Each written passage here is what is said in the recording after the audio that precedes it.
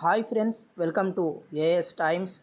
Friends, ఈ వీడియోలో కొత్త రేషన్ కార్డులకు సంబంధించిన వివరాల గురించి తెలుసుకుందాము.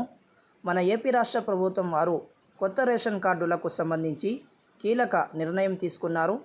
మన ఏపీ రాష్ట్రంలో చాలామంది కొత్త రేషన్ కార్డుల కోసం ఎదురు చూస్తున్నారు.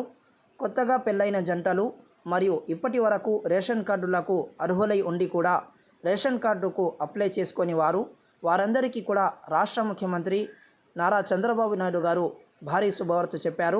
మన ఏపీ రాష్ట్రంలో ఎవరైతే ఇప్పటి వరకు రేషన్ కార్డు పొందలేదో వారందరికీ కూడా రేషన్ కార్డులు ఇవ్వాలనే ఉద్దేశంతో రాష్ట్ర ముఖ్యమంత్రి నారా చంద్రబాబు నాయుడు గారు అధికారులను ఆదేశించారు. దీనిపై స్పందించిన పౌర సరఫరాల శాఖ మంత్రి నాదెండ్ల మనోహర్ గారు కొత్త రేషన్ కార్డుల జారీకి సంబంధించి కొన్ని విషయాలను తెలియజేశారు. కొత్త రేషన్ కార్డుకు అప్లై చేసుకోవాలంటే ఈ 2 పత్రాలు కంపల్సరీగా ఇవ్వాల్సి ఉంటుంది. అవి ఏ పత్రాలో మనం ఈ వీడియో చివరిలో తెలుసుకుందాము.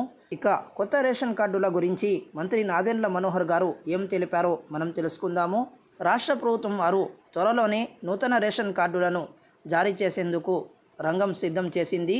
ఇప్పటికే ఆ ప్రక్రియ ప్రారంభించామని, డిజైన్ కూడా రేషన్ కార్డుకు పూర్తి కాగానే అందిస్తామని మంత్రి నాదెండ్ల మనోహర్ గారు తెలిపారు. అలాగే కొత్తగా వివాహమైన జంటలు కొత్త రేషన్ కార్డు కోసం దరఖాస్తు చేసుకున్న వారందరికీ కూడా ప్రాధాన్యత ఇస్తామని ఆయన చెప్పారు. అర్హత ఉన్నవారికి త్వరలోనే కొత్త రేషన్ కార్డులు అందిస్తామని, త్వరలోనే కొత్త రేషన్ కార్డులకు సంబంధించినటువంటి పూర్తి వివరాలను తెలియజేస్తామని రాష్ట్ర పౌర సరఫరాల శాఖ మంత్రి నాదెండ్ల మనోహర్ గారు తెలిపారు. ఇక మనం ముందుగా చెప్పుకున్న విధంగా రేషన్ కార్డుకు అప్లై చేసుకోవాలంటే ఆ 2 పత్రాలు కంపల్సరీగా మనం ఇవ్వాల్సి ఉంటుంది. ముందుగా మన దగ్గర ఇన్కమ్ సర్టిఫికేట్ అనేది కంపల్సరీగా ఉండాలి.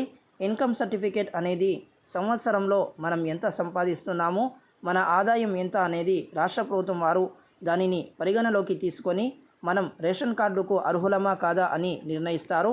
మన ఇన్కమ్ అనేది గ్రామాల్లో మరియు మండలాల్లో సంవత్సరానికి 1,20,000, పట్టణాల్లో 1,50,000 లోపు ఉండాలి.